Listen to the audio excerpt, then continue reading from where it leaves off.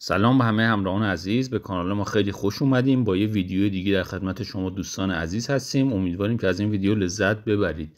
توی این ویدیو میخوایم بپردازیم به قسمت 26م برنامه زن روز. اگر این ویدیو رو دوست داشتید لایک و کامنت و سابسکرایب یادتون نره. قبل از اینکه بپردازیم به قسمت 26م میخوایم یه مروری بکنیم به اتفاقات عجیب و غریب و وحشتناک و جنجالی که توی این چند روز اخیر تو زن روز اتفاق افتاده. اولین موضوع جنجالی افشاگری شیرینگولی و اعتراف سحر از محیط وحشتناک برنامه زن روز. هر کی لختره بیشتر امتیاز میگیره. در ماه‌های اخیر برنامه تلویزیونی زن روز به کانون اصلی جنجال‌ها و حواشی در فضای رسانه‌ای فارسی زبانان تبدیل شده. برخلاف تصور اولیه، این جنجال‌ها تنها به درگیری‌های کلامی بین شرکت کنندگان محدود نشده، بلکه مستقیما اعتبار سیستم داوری و هدف اصلی برنامه را زیر سوال برده. در قلب این اعتراضات صدای یکی از شرکت کنندگان به نام شیرینگولی قرار داره. با افشاگری شیرینگولی پرده از اسراری برداشته شده که کمتر کسی انتظار شنیدن اینها رو داشته. این افشاگری نه تنها به نمره دهی غیر منصفانه اشاره داره، بلکه عمق پشیمانی و نارضایتی شدید شرکت کنندگان از محیط پرتنش و منفی برنامه رو آشکار میکنه. اگر تصور میکنید که رقابت فقط در استودیو ضبط برنامه جریان داره، سخت در اشتباهید. تنش‌های برنامه حتی به زندگی شخصی و فضای مجازی شرکت کنندگان هم سرایت کرد. با این حال افشاگری شیرینگولی از یک مسئله فراتر از دعواهای روزمره پرده برداشته و سیستم داوری را مورد هدف قرار داده. حالا بیشتر میپردازیم به افشاگری شیرینگولی از برنامه زن روز. بزرگترین کانون جنجال در زن روز همواره نمره‌دهی‌های عجیب و خارج از عرف داوران به ویژه پدرام بوده. قبل از اینکه افشاگری شیرینگولی به صورت علنی مطرح بشه، شرکت کنندگان بارها به نمره‌های بالای ثانیه‌ها اعتراض کرده و اون رو غیر منصفانه دونستن. اما شیرینگولی با بیانی صریح‌تر این فرضیه رو به یک اتهام علنی تبدیل کرده. شیرینگولی با طرح این سوال تند و کنایه‌آمیز معیار داوری برنامه رو زیر سوال برده. اون گفته که چرا پدرام عزیز به کسایی که لباس باز میپوشن، بکلیس میپوشن یا گردنش یا یقش زیادی بازه نمره زیادی میده. اون فرضیه رو به یک قاعده تبدیل کرده و گفت هر کی لباس بازتر بپوشه، هر کی ادا اصول خنده‌دارتر در بیاره یا هر کی جلفتر باشه نمره بیشتری میگیره. این افشاگری شیرینگولی اعتبار کل برنامه رو زیر سوال برده، چرا که هدف اصلی مسابقه از انتخاب شایسته روز به انتخاب جنجالترین شرکت کننده ها تغییر داده. او با صراحت از فقدان عدالت در داوری ها سخن گفته و تأکید کرده که این شیوه نه تنها در شأن یک مسابقه حرفه‌ای نیست، بلکه اعتبار زن روز را هم به شدت کاهش داده. بخش مهم دیگری از افشاگری شیرینگولی به نفوذ دوستی‌ها و آشنایی‌های شخصی در نتایج مسابقه مربوط میشه. این شرکت کننده معتقد بود که این نمره‌دهی سلیقه‌ای فقط محدود به پدرام نیست و تو خیلی از قسمت‌ها شاید داورای دیگه هم به کسانی نمره بیشتری میدن که دوستشن یا از قبل دوستی دارن یا آشنایی دارن. این افشاگری شیرینگولی نشون میده که فضای رقابتی برنامه یک رقابت حرفه‌ای و برابر نیست. او که تلاش داشت از این فضای خال زنک بازی‌ها دور بمونه، در نهایت متوجه شد که دوستی‌ها و آشنایی‌ها از قبل چقدر تأثیر داشته تو دادن نمره. اما شاخص‌ترین بخش از افشاگری شیرینگولی که حواشی گسترده‌ای را به دنبال داشته، مربوط به اتهام صریح کپی بودن لباس سانیا در کانسپت فستیوال بوده. این افشاگری مستقیما صداقت شرکت کننده مذکور و درستی روند اجرای برنامه را زیر سوال برده. سانیا پیشتر مدعی شده بود که طرح لباسش اختصاصی بوده، اما شیرینگولی پس از برنامه با استناد به تجربه شخصی خودش این ادعا را به طور کامل رد کرده و گفت من لباس شما را توی بوتیک توی شهر آلاچاتی دیدم، توی همه رنگ‌ها. او برای اثبات این مدعا به تاریخچه سفر خود به آلاچاتی اشاره کرد که در آنجا وجود تمام رنگ‌های این لباس رو مشاهده کرده بوده. اما واکنش سانیا پس از این افشاگری، سانیا مجبور به واکنش شد. اون منتقدانش را خال زنک و لوس خطاب کرد. سانیا در دفاعیش ابتدا وجود مدل‌های مشابه لباسش رو تایید کرد و گفت که مدل لباسش در پینترست و هزاران سایت دیگه موجوده. سپس در توضیحاتش عملاً اصل افشاگری شیرینگولی رو تایید کرد. او اعتراف کرد که طرح را از روی یک لباس گران قیمت خارجی دیده عکسش رو به خیاط نشون داده و خواسته اون رو براش تهیه کنه. این اعتراف مهر تاییدی بر بخش مهمی از افشاگری شیرینگلی بود و نشون داد که اتهام لباس‌های فیک چقدر جدیه. شاید تلخ‌ترین نتیجه که این تنش‌ها به بار آورد پشیمونی و سرخوردگی شدید خود شرکت کنندگان بود. این حس ناامیدی نه تنها در افشاگری شیرینگلی مشهود بود، بلکه در صحبت‌های سایرین نیز تکرار شد. اما سحر یکی دیگر از شرکت کنندگان بلافاصله پس از کناره‌گیری از برنامه اعلام کرد که از حضور در آن خیلی پشیمونه. او دلیل این پشیمانی را عدم تطابق واقعیت با آنچه قبل از قرارداد به او گفته شده بود دونسته.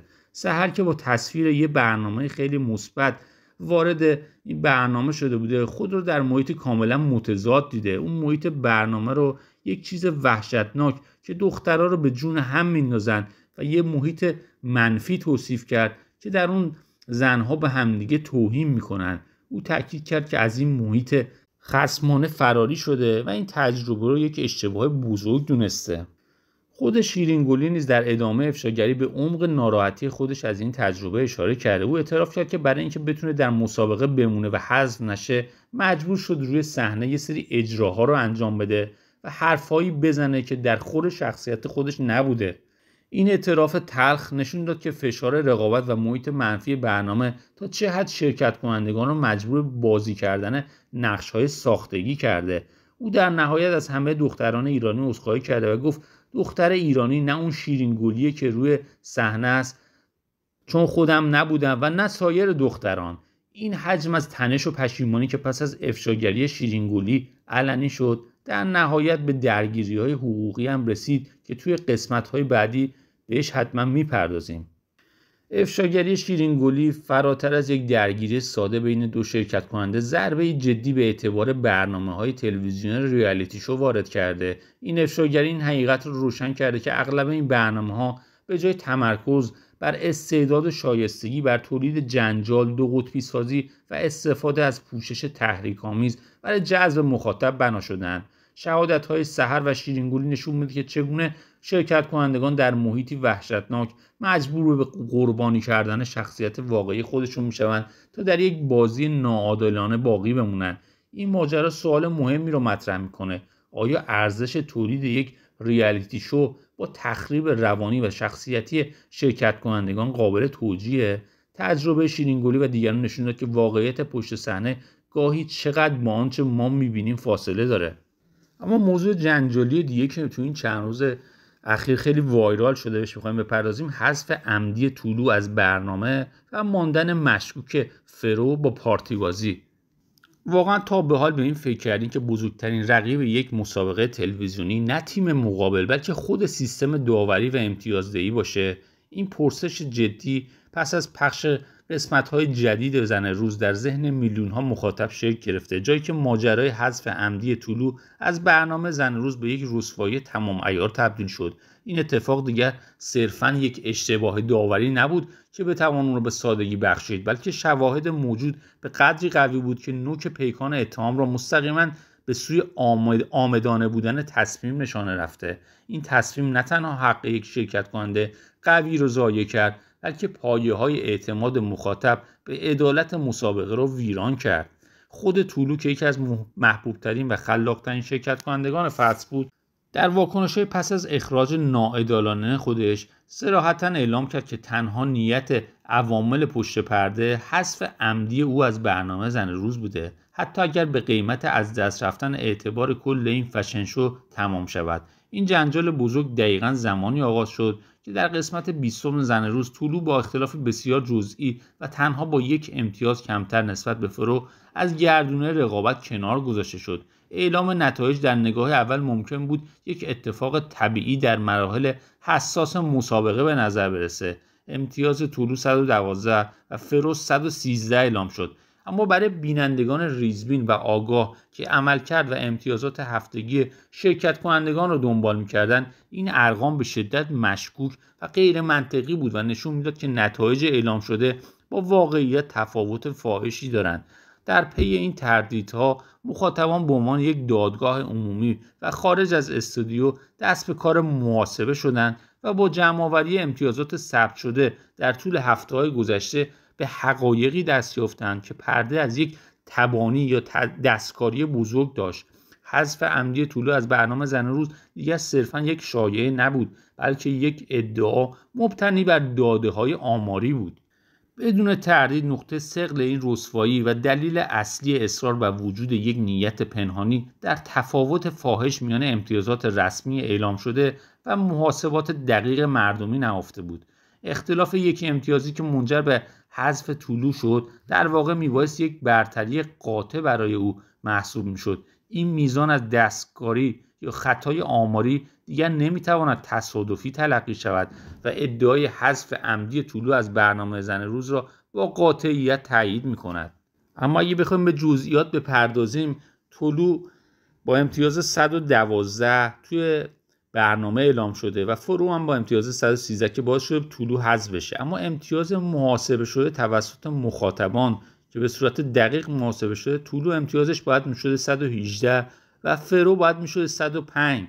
یعنی اختلاف تقریبا یه چیز هولوش 13 امتیازی داشتن و طلوع باید با اختلاف 13 امتیاز بیشتر در مسابقه میمونده و فرو با اختلاف 13 امتیاز کمتر از مسابقه حذف میشده.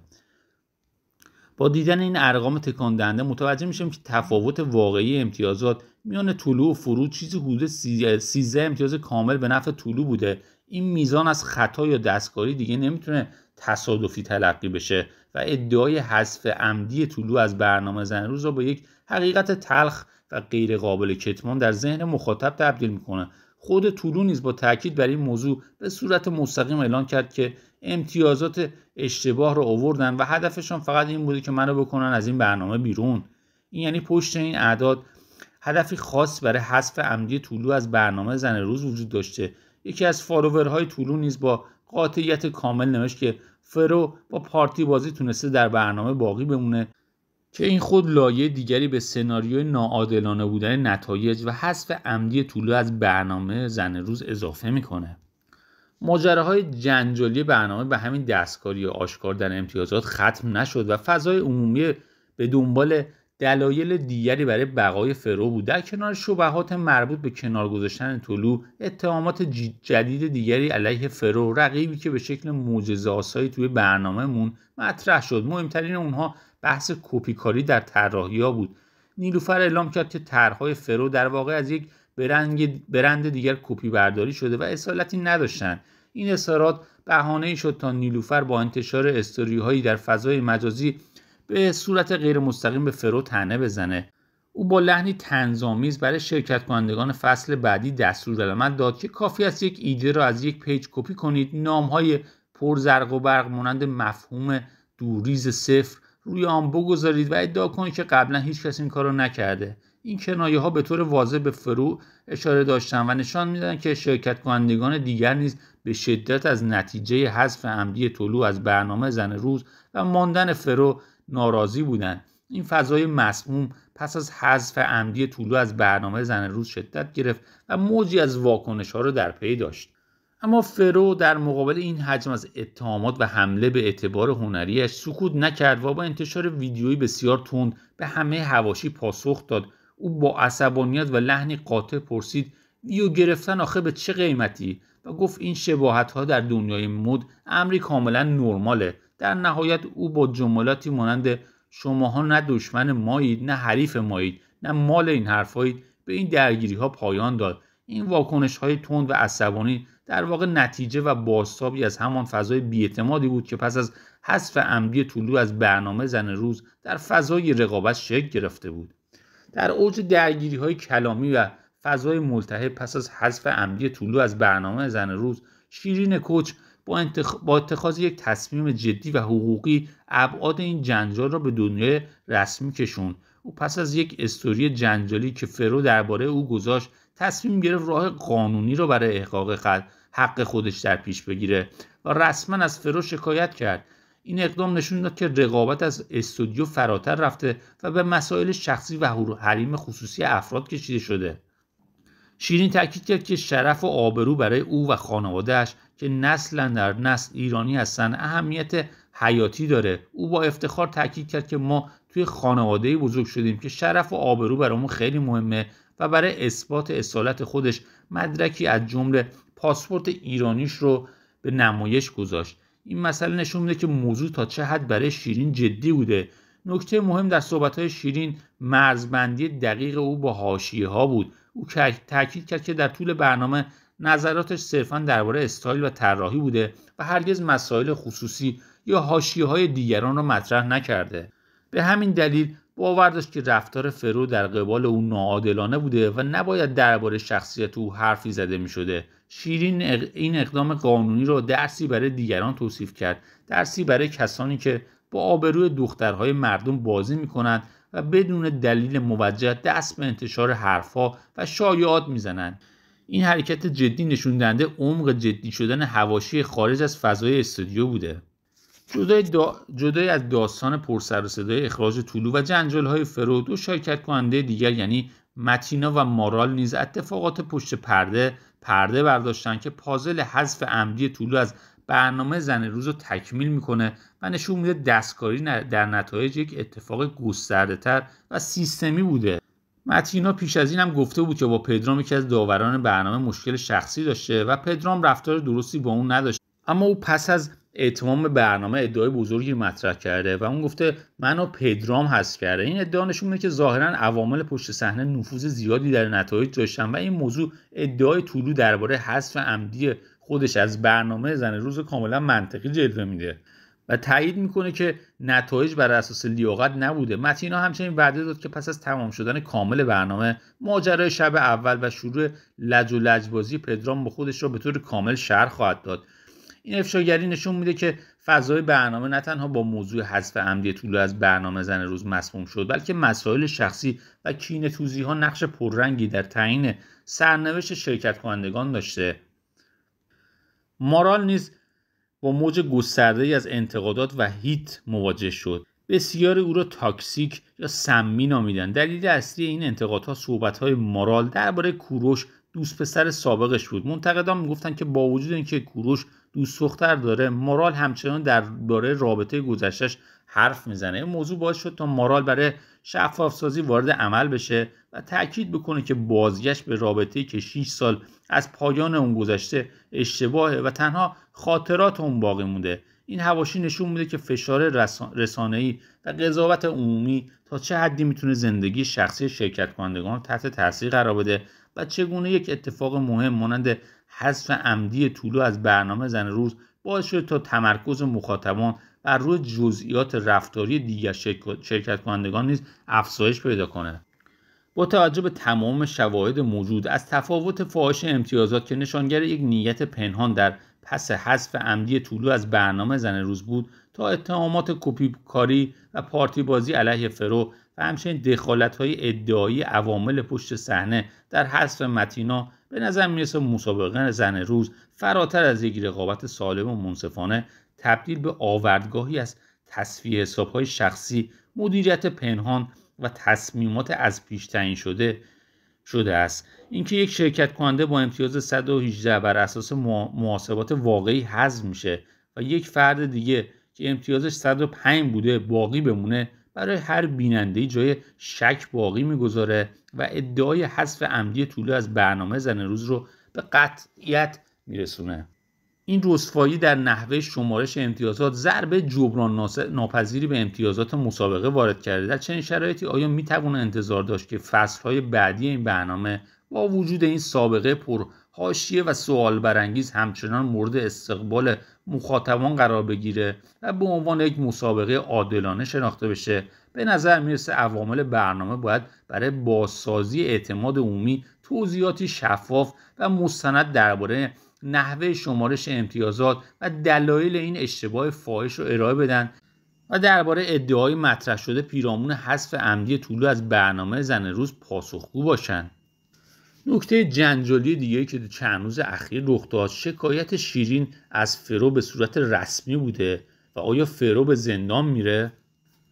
دنیای برنامه‌های ریالیتی شو مملو از تنش‌ها و درگیری‌های پشت پرده است، اما کمتر پیش میاد که این حواشی از مرزهای استودیو فراتر برن و به یک پرونده حقوقی رسمی تبدیل بشن. این دقیقاً اتفاقی که در برنامه زن روز رخ داده، جایی که نزاع میان دو شرکت کننده شیرین و فرو به اعلام رسمی شکایت شیرین از فرو انجام میده. این دعوای حقوقی که با یک نمره کم در رقابت مد و فشن آغاز شد به صورت ابعاد شخصی، حیثیتی و حقوقی به خودش گرفت و پای اتهامات سنگینی چون دزدی و آبروریزی به میون کشیده شد.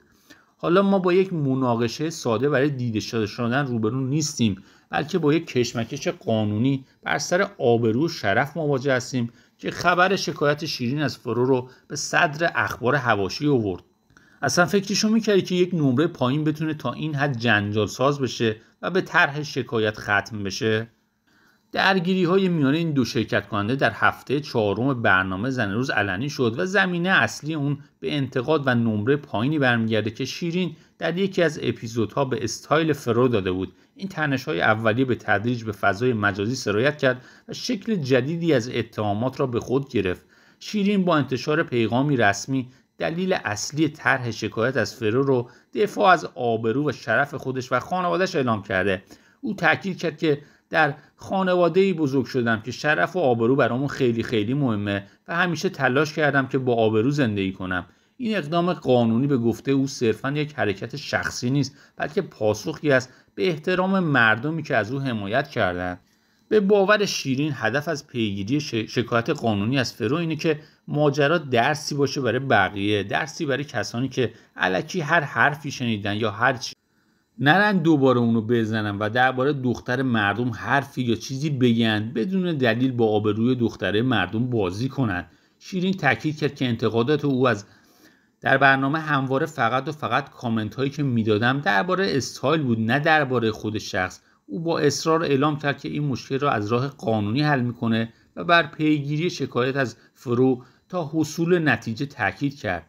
در طرف دیگر ماجرا فرو از شکایت شیرین ابراز بی اطلاعی کرد. او در لایو خود اظهار داشت که نمیداند شیرین دقیقاً چرا اقدام به شکایت کرده است، اما احتمال میداد که یک کسی یه حرفی رو بهش زده که فکر کرده من بودم. فرو خود رو فردی معرفی کرد که دنبال دردسر و شر نیستم، ترجیح میدم زندگی آروم خودم رو داشته باشم. او همچنین گله کرد که این دیگران هستند که مدام در لایف هایشان به او میپردازند، در حالی که او توجه خاصی به آنها ندارد و دلیلی برای این حجم از پیگیری شکایت شیرین از خودم رو نمیبینم. همانطور که فرو اشاره کرد، ریشه اصلی و عمیق‌تر نزاع که به شدت بر تصمیم شیرین برای طرح شکایت از فرو تأثیر گذاشت به یک توهین مستقیم و حیثیتی در پشت صحنه مربوط بود که از همان روزهای اول برنامه اتفاق افتاد. فرو جزئیات تبعیض‌های موجود در ویلا را فاش کرد. شیرین در روزهای اول ورود به ویلا یک اتاق اختصاصی برای لباسهای خود در اختیار داشته و لباسهایش را راحت گذاشته بودند توی اون اتاق، اما در مقابل دیگر شرکت کنندگان مانند فرو حتی یک کمد لباس مناسب هم نداشته و مجبور بودن لباسهایشون رو در چمدان نگهداری کنن. این تفاوت فاحش در امکانات یک عامل پنهان در شروع تنش‌ها بوده. اما لحظه انفجار و شروع درگیری که به نظر فرو سرمنشأ اصلی نزاع، زمانی رخ داده که فرو و چند شرکت کننده دیگر قصد داشتن از فضای اتاق شیرین استفاده کنند. در این هنگام شیرین با لحنی تند به آنها میگوید من اصلا این اتاق به کسی نمیدم. من از کجا بدونم شماها نمیرید تو اتاق من دزدی کنید؟ از کجا معلومه اگه یه چیز من گم بشه شما میخواید جواب بدید؟ فرو این جمله رو توهینی مستقیم و بسیار سنگین به آبرو و شخصیت خودش دونسته و گفته رسما الان ما رو اونجا دزد کرد فرو. او سپس پرسید پس کی بود از اول دعوا رو شروع کرد؟ این اظهارات نشون میده که ریشه شکایت شیرین از فرو فارغ از مسائل داوری به یک مسئله آبرویی در پشت صحنه باز میگرده. فرو معتقده که این توهین در روز اول باعث شد دعوا شروع بشه و در نتیجه شکایت شیرین در واقع واکنشی به این آبروریزی هستش. یکی دیگر از عوامل مهمی که باعث شد فرو به جای پذیرش انتقاد به سمت جنجال بره نوع برخورد داورها و شرایط سخت برنامه بود. منتقدین فرو رو متهم به انتقاد ناپذیری و گریه‌های مکرر هنگام دریافت نمره کم می‌کردند. فرو در پاسخ موضع خود را دفاع از کاراکتر و شخصیتش معرفی کرد. او توضیح داد که وقتی یک داور مرد به یک خانم میگوید شما هیچ استایلی ندارین و اصلا شیک نیستی و استایل نداری، این نقد دیگر درباره لباس اون نیست، بلکه توهین به شخصیت و خرد کردن یک انسانه. فرو معتقد بود که به عنوان داور یک مجموعه نباید شخصیت او را خورد میکرد و او حق داشته که از خودش دفاع کنه. این نوع برخورد داوری زمینه‌ای برای افزایش تنش‌ها و بهانه‌ای برای ادامه یافتن شکایت شیرین از فرو در رسانه‌ها شد. فرو همچنین ادعا کرد که از قسمت 16 به بعد داورها تلاش کردن او را محدود کنند، در حالی که در ابتدا به او قول داده بودند که با استایل واقعی خودتون بیاید. این فشارها در کنار مسائل پشت صحنه همگی دلایلی بودند که یک انتقاد ساده را به یک درگیری تمام عیار و در نهایت شکایت شیرین از فرو تبدیل کرد. این محدودیت‌ها و فشارها تحمل فرو رو به حدی رسوند که دیگر نمیتونست در برابر اتهامات ساکت بمونه. فراتر از دعوای شخصی، شرایط فیزیکی و معیشتی نامطلوب برنامه زن روز نیز به کاهش آستانه تحمل شرکت کنندگان دامن زده بود و به شدت روی روحیه اونها هم تأثیر گذاشته بود. فرو با جزئیات به این شرایط سخت اشاره کرد. 1. گرمای شدید محیط. فضای ویلا به شدت گرم بوده. 2. تغذیه نامناسب. غذای ارائه شده به شرکت کنندگان نامناسب بوده و اکثرا شامل بلغور گندم و سالاد کاهو و تیکه‌های کوچیک مرغ بوده. 3. فشار کاری شدید و جسمی. حجم بالای کاری مسابقه بسیار بالا بوده و فرو پس از اتمام برنامه وزن خیلی زیادی رو کم کرده که نشون داده از فشار جسمی و روانی وارد شده بر اون بوده. قرار گرفتن در چنین محیط پرتنش و با چنین فشارهای جسمی و روانی به خوبی توضیح میده که چرا یک انتقاد ساده یا یک اتهام کوچیک میتونه به یک انفجار احساسی و درگیری حقوقی مانند شکایت شیرین از فرو منجر بشه.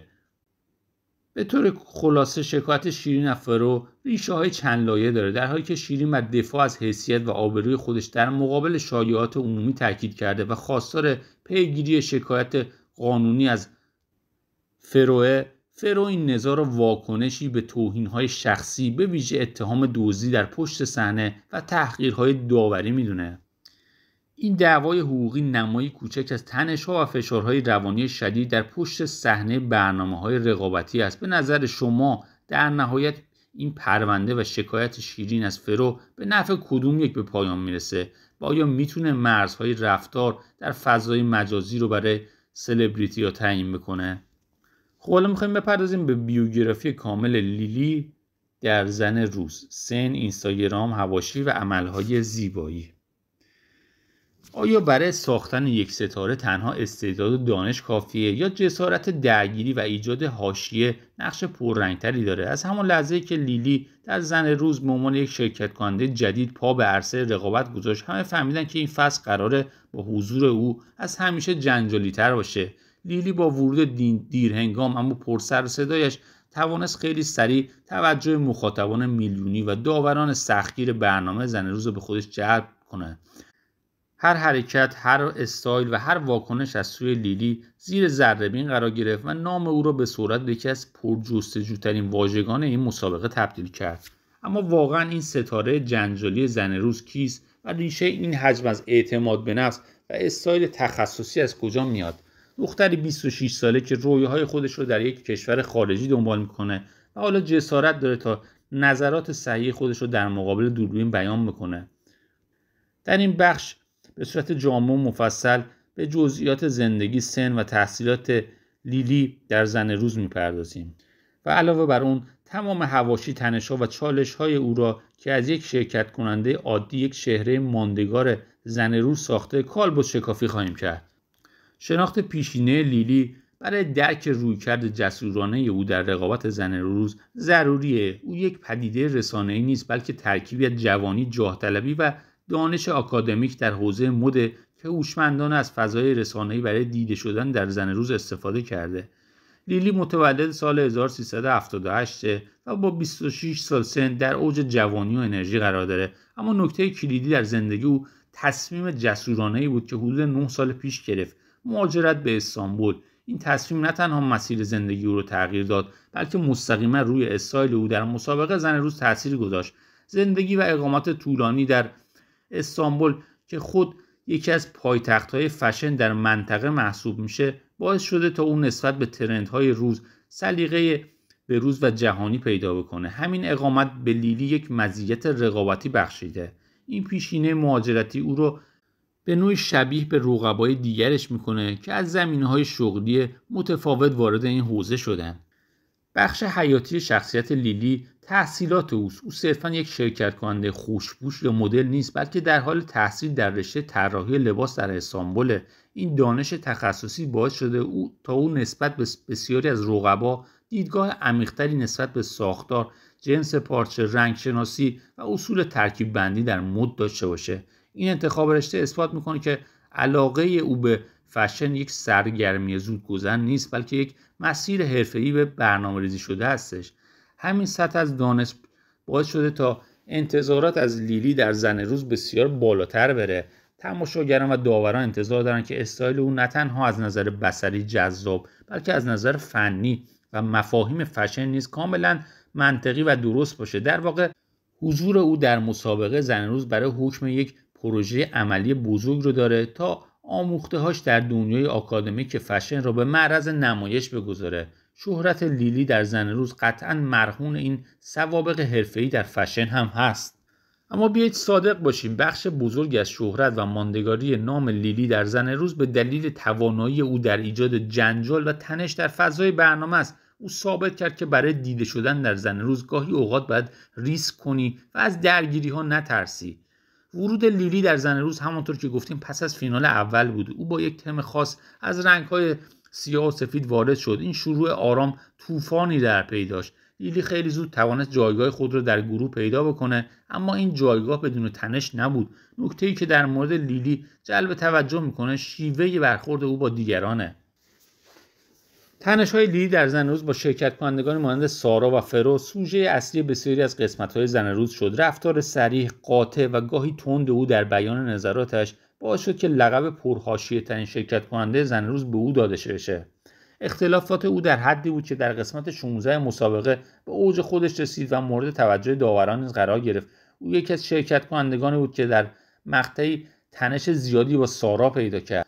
آیا این حاشیه‌سازی‌ها تصادفی بوده یا بخشی از استراتژی لیلی در زن روز برای متمایز شدن بوده؟ این صراحت لهجه و اعتماد به نفس بالای لیلی او را به یکی از چهره‌های ماندگار مسابقه تبدیل کرد. این تنش‌ها نشون میده که مسابقه زن روز فراتر از یک رقابت ساده استایلیست‌ها هستش. در یک مسابقه مد و فشن، ظاهر و استایل نه تنها ابزار رقابت هستند، بلکه خود پیامرسان شخصیت شرکت کننده محسوب میشوند. لیلی در زن روز به خوبی این قاعده رو درک کرده. بسیاری از بینندگان درباره تغییرات ظاهری لیلی کنجکاو شده بودند. او به صراحت اعلام کرد که چندین تغییر زیبایی انجام داده تا خود را به استانداردهای دنیای فشن نزدیک بکنه. این تغییرات شامل جراحی زیبایی بینی، تزریق ژل در نواحی لب و گونه و همچنین جراحی زاویه سازی فک. او با این کار نشون داد که برای حضور موفق در برنامه زن روز به جنبه‌های فیزیکی و ظاهری خود نیز توجه کامل داشت. استایل لیلی در زن روز را میتوان ترکیبی هوشمندانه از فشن اروپایی و جسارت شخصی دونست. تحصیلات او در رشته طراحی لباس به او این قدرت رو داده که لباس‌ها رو صرفاً بر اساس زیبایی انتخاب نکنه، بلکه اونها رو بر اساس اصول فنی، رنگ شناسی و ترندهای جدید ست بکنه. این نکته او رو از یک مدل ساده متمایز میکنه و جایگاه او رو در مسابقه زن روز محکم میکنه. در واقع هر استایلی که لیلی در زن روز به نمایش گذاشت بازتابی از 9 سال زندگی و تحصیل در مرکز مد ترکیه بود. شهرت لیلی با پایان مسابقه زن روز تمام نخواهد شد، بلکه وارد فاز جدیدی می شود. پلتفرم‌های مجازی ادامه دهنده راه او هستند. اینستاگرام لیلی با نام کاربری لیلیس_ام8 پس از حضور در مسابقه زن روز به شدت مورد توجه قرار گرفته و در حال حاضر بیش از 11,000 دنبال کننده داره. او در این پلتفرم عکس‌ها و ویدیوهایی از زندگی روزمره، استایل‌های مختلف و روزمرگی‌های خود در استانبول را به اشتراک می‌گذاره. جالب است بدانید که نام کوچک او و نیلوفر که هر دو در زمینه مد فعالیت می‌کنند با هم در برخی قسمت‌ها دیده شده است. پیگیری صفحه شخصی او بهترین راه برای درک سبک زندگی و ادامه فعالیت‌های این شرکت کننده بعد از برنامه است. اگرچه برخی شرکت کنندگان با استایل آرام و منحصر به فرد خودشون دیده میشن، اما لیلی در زن روز با صدای بلند و پرحاشیه خود توجهات رو به خودش معطوف کرده. اما در پایان این بخش نباید از نام شرکت کنندگی مانند بهارک هم غافل بشیم که مانند لیلی تونست با استایل متفاوتش توجه همه رو به خودش جلب میکنه. لیلی نماینده‌ای از نسل جوان با اعتماد به نفسه که میدونه چگونه در دنیای رسانه دیده بشه و چگونه از دانش تخصصی خودش استفاده بکنه. با توجه به تمام این عوامل، آینده لیلی در زن روز و پس از اون در حوزه فشن بسیار روشن به نظر میرسه. اینکه آیا اون میتونه از شهرت کسب شده در این مسابقه پولی برای ورود به دنیای حرفه‌ای فشن بسازه و برند شخصی خودش رو ایجاد بکنه، سوالیه که فقط زمان به اون پاسخ داد. اما یک چیز قطعیه، میراث لیلی در زن روز چیزی جز جنجال‌های فراموش نشدنی و استایلی چشم نواز نخواهد بود که او را در یادها ماندگار کرد و استاندارد جدیدی از جسارت در رقابت‌های تلویزیونی را پایه‌گذاری کرد. موضوع جنجالی دیگری که وجود داره، انتقاد از داوری‌ها توی زن روز به اوج خودش رسیده و وقتی اشک‌ها نشون میده که بر استایل‌ها پیروز میشن. قسمت‌های اخیر برنامه زن روز به قدری پرحاشیه و جنجالی بوده که تا مدت‌ها بعد از پخش بحث‌های داغی در فضای مجازی به راه انداخته. دلیل اصلی این همه هیاهو چیزی نبود جز انتقاد از داوری زن روز. خیلی معتقد بودن که داوری‌ها کاملا غیر منطقی، ناعادلانه و بی‌ثبات بوده و حتی خود داورها نیز در مورد معیارهایشون با یکدیگر اختلاف داشتن.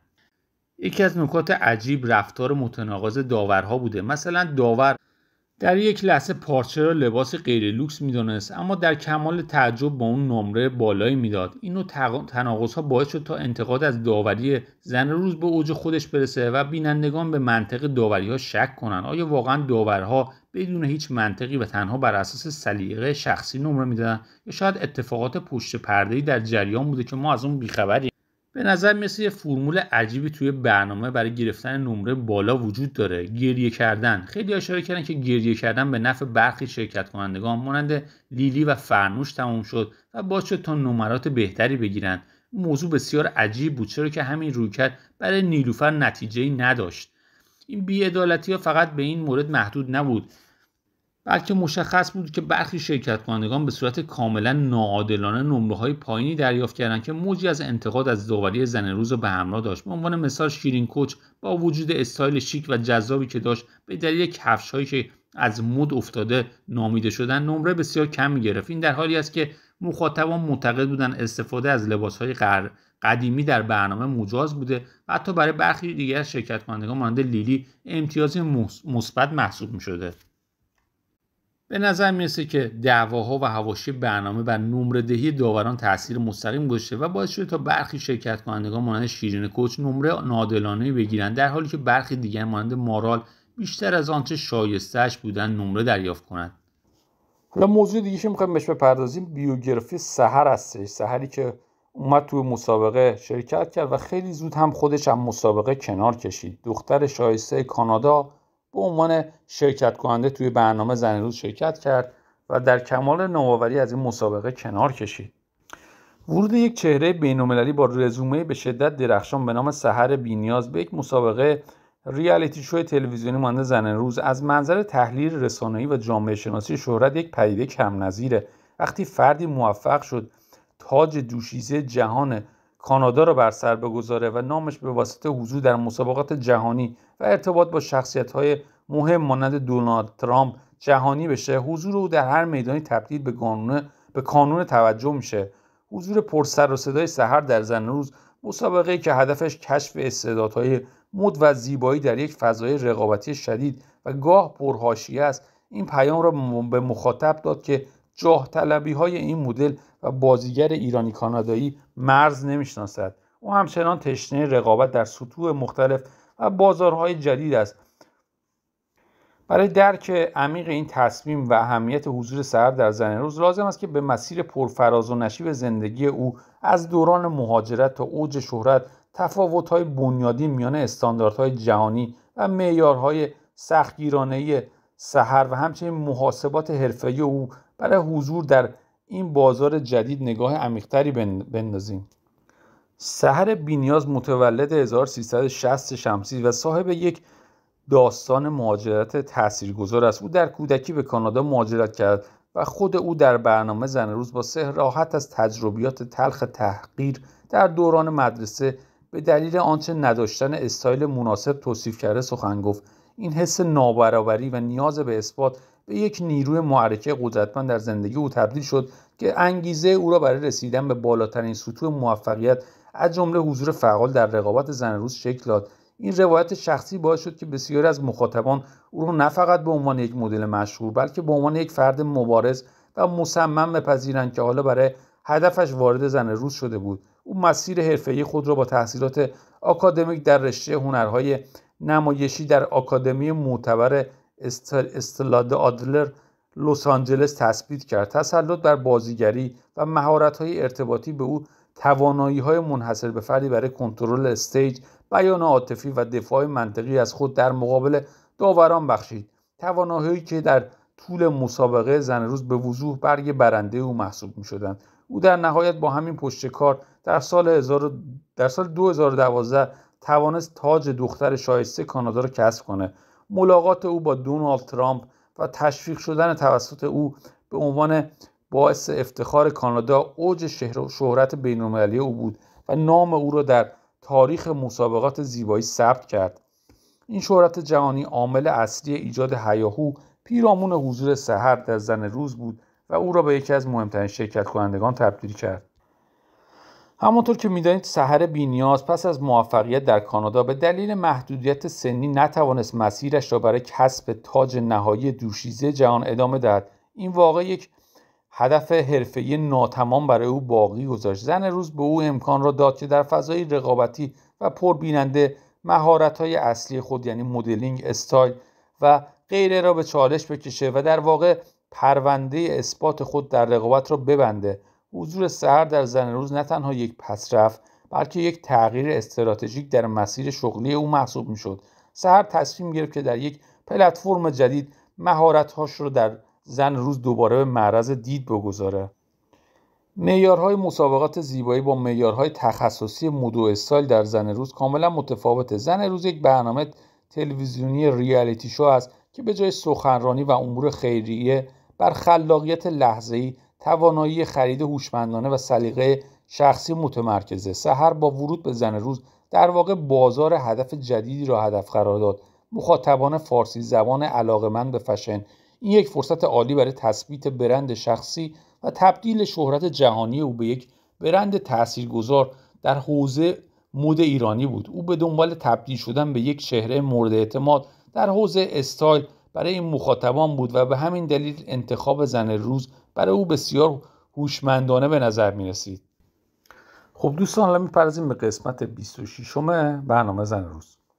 برنامه زن روز در قسمت 26 خود بار دیگر همان شور و هیجانی رو که از نخستین قسمت‌ها وعده داده بود زنده کرد و نشان داد که چرا این ریالیتی شو مد و استایل توانسته طی هفته‌های اخیر توجه طیف گسترده‌ای از مخاطبان را به خودش جلب بکنه، چه اونهایی که عاشق مد و فشنند و چه کسانی که این برنامه را به عنوان یک پدیده اجتماعی و فرهنگی دنبال می‌کنند تا ببینند در بستر رقابتی به ظاهر سرگرم کننده چه نوع تصویر و هویتی از زنان و جوانان ایرانی ارائه می شود.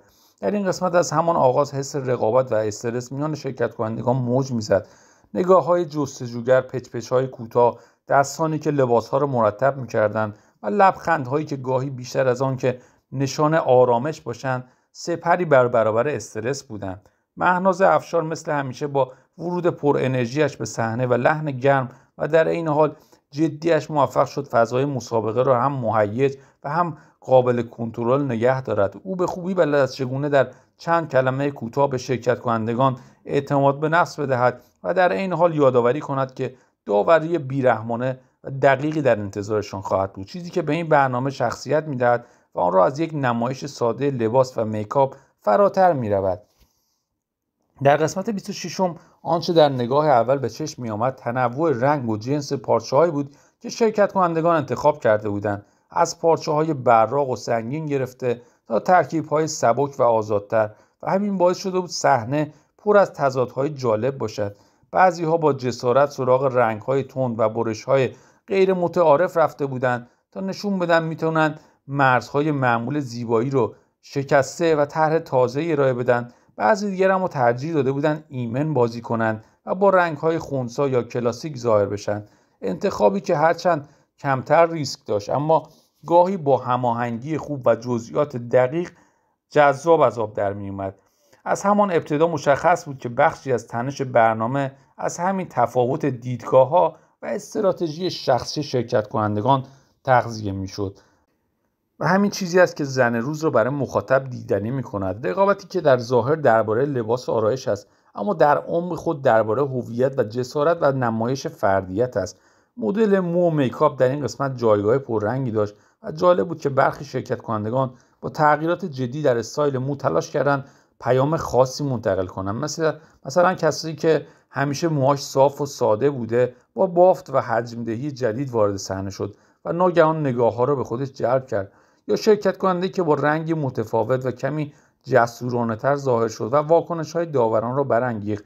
در میکاپ هم گاهی شاهد ریسک‌های حساب شده بودیم، لب‌های پررنگ و چشم‌هایی که با خط و سایه غیر معمول طراحی شده بود و در نگاه اول ممکن است برای بخشی از جامعه عجیب باشد، اما همین هاست که برنامه را از یک نواختی نجات می‌دهد. البته اشتباهاتی هم بود. بعضی هماهنگی‌ها بین رنگ پوست، لباس و میکاپ رعایت نشده بود و همین باعث شد داوران انتقادهای جدی داشته باشند. در لایه اجتماعی و فرهنگی قسمت 26 بار دیگه نشان داد که زن روز فقط یک سرگرمی سبک نیست. هر بار که یکی از شرکت کنندگان تلاش میکرد تصویری از زن مستقل، خلاق و بی‌پروا ارائه بده و در برابر نگاه‌های داوران و تماشاگران بایسته، میشد بازتابی از تغییر نسل جدید در مواجهه با مفهوم زیبایی و بیان فردی رو دید. جامعه‌ای که سالها زیبایی رو در چارچوب‌های محدود تعریف می‌کرد، حالا در حال آزمون و خطای مرزهای تازه است و زن روز با این رقابت‌ها این تحول را عیان می‌کند. برخی انتخاب‌های لباس یا میکاپ به نوعی واکنش به همان هنجارهای سنتی بود. شرکت کننده‌ای که رنگی را انتخاب کرد که بیشتر جلف یا جسورانه تلقی می‌شد، اما حالا در نگاه مخاطب جوان نشانه‌ای از اعتماد به نفس است، یا کسی که به جای پوشش تکراری مدل‌های ساختار شکنانه را امتحان کرد و هرچند از داور نمره کم گرفت، اما در ذهن بینندگان به عنوان شجاع باقی ماند. جمع‌بندی: اگر بخوایم نتیجه بگیریم، زن روز در قسمت 26 موفق شد با وجود برخی ضعف‌ها در تدوین و لحظه‌هایی که شاید کشدار یا بی ریتم به نظر می‌رسید، همچنان جذاب و پر انرژی باقی بماند. اجرای مهناز افشار بار دیگر ستون اصلی این برنامه بود و توانست بین شوخی و جدیت تعادل برقرار کند. داوران با نقدهای گاه تند اما کاربردیشان به برنامه جان دادند و شرکت کنندگان با شجاعت و خلاقیتشان رنگ تازه‌ای به صحنه بخشیدند. برای مخاطب علاقه‌مند به مد و فشن این قسمت یک کلاس عملی بود و برای کسانی که بیشتر به ابعاد فرهنگی و اجتماعی نگاه می‌کنند یک آینه‌ای از تغییرات نسلی و سلیقه‌ای جامعه ایران امروز رو نشون داد. حالا نوبت شماست. لطفاً توی کامنت ها برام بنویسید کدام استایل و مدل مو برایتون جذاب‌تر بود. فکر می‌کنید کدام شرکت کننده در این قسمت شجاعانه‌تر ظاهر شده و چه کسی هنوز در محدوده امن باقی مونده؟ آیا داورها به نظرتون منصفانه نقد می‌کنند یا بعضی از انتقادها بیش از حد سختگیرانه بوده؟ همچنین بگویید به نظرتون چنین برنامه‌هایی چه تأثیری بر دیدگاه جامعه نسبت به مد و جایگاه زنان می‌گذارند و آیا می‌توان باعث جسارت بیشتر نسل جدید در انتخاب استایل شخصی بشه یا نه؟ لایک کردن این ویدیو و سابسکرایب کردن کانال را فراموش نکنید، چون ادامه این مسیر پر از تحلیل‌های تازه، رقابت‌های جذاب و گفتگوهای داغ است و با حمایت شما میتونیم هر قسمت رو دقیق‌تر و پرجزئیات‌تر نقد کنیم و فضای گفتگو درباره مد، استایل و جایگاه زنان را گسترده‌تر بکنیم. خیلی ممنونم که تا اینجای ویدیو همراه ما بودین. تا ویدیوی بعد، خدا نگهدار.